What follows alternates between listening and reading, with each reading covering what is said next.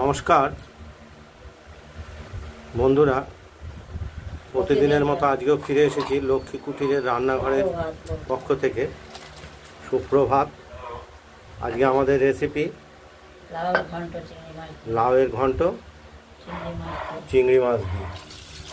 প্রথমে লাউটাকে আমরা ঝিরিঝিরি করে কেটে নিয়ে প্রেসার কুকারে সিদ্ধ করে নিয়েছি এবং জলটাও ঝরিয়ে নিয়েছি। এবার কড়াইতে শুকনো লঙ্কা,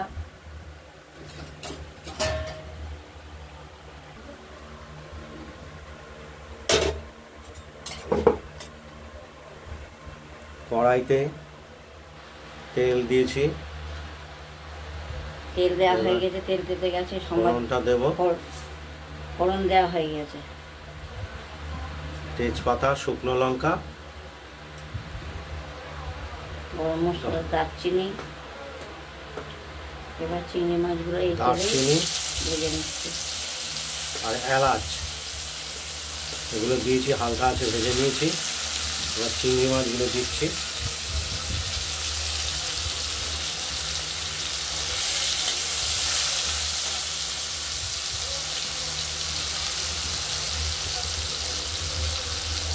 চিংড়ি মাছগুলো আমরা একটু ভেজে নেব।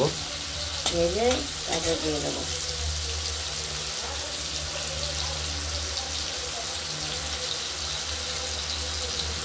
লাউয়ের ঘন্ট চিংড়ি দিয়ে করলে তো খুব সুন্দরই হয়, খেতেও টেস্ট হয়, স্বাদও হয় এবং অনেক ভাত খেয়ে নেওয়া যায়। কিন্তু আর এই গরমের সময় লাউটা খাওয়াই ভালো।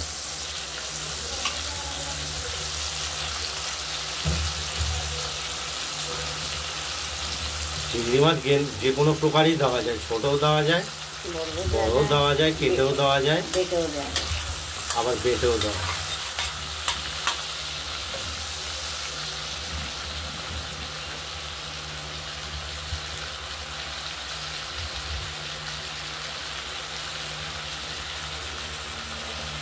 চিংড়ি মাছটা ভাজা হয়ে এলে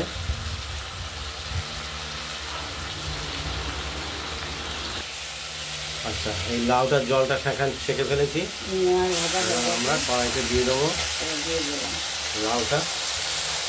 লাউটা সরু সরু করে কাটা, বড় করেও কাটা যায়, তবে ঘন্টের জন্য সরু করে কাটাই ভালো। আমরা এরকম করেই খেতে খাই।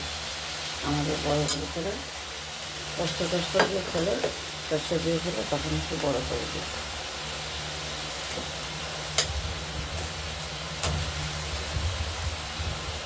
এবার পরিমাণ মতো নুন দেবো, সাথে দেবো।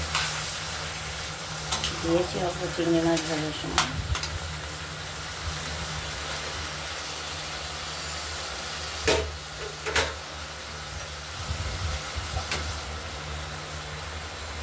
হলুদ দিলাম, স্বাদ মতো হলুদ দিলাম, নুনও দিয়ে নিলাম, মিষ্টি একটু সামান্য দিয়ে দেবো।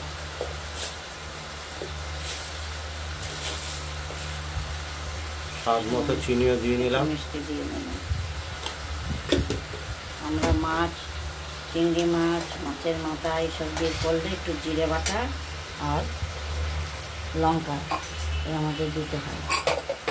জিরে বেটে রেখেছি, লঙ্কাটা খাদ্য করে দেবো।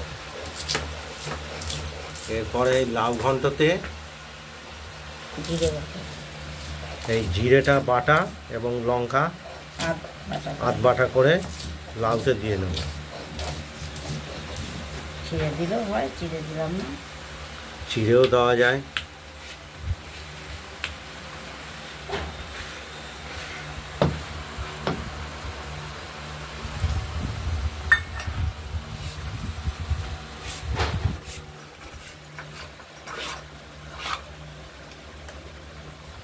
এটা দিয়ে দিলাম চিড়ে বাটা, কাঁচা লঙ্কা হাফ জলে দিয়ে দিলাম।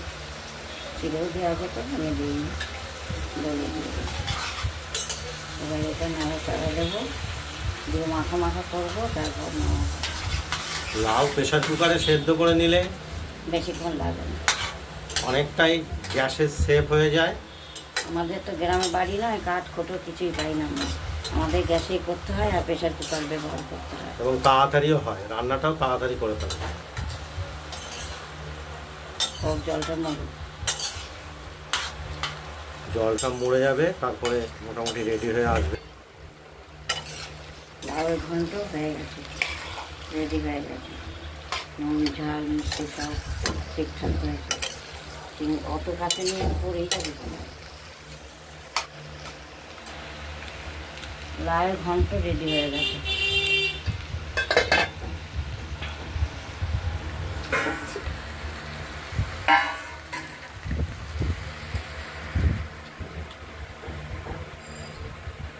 মামাই রান্নাটা এমনি হয়ে গেল, এটা ভেবে নামিয়ে ফেলি।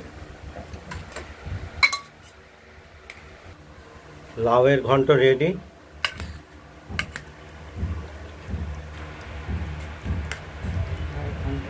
আপনারাও একবার ট্রাই করে দেখবেন।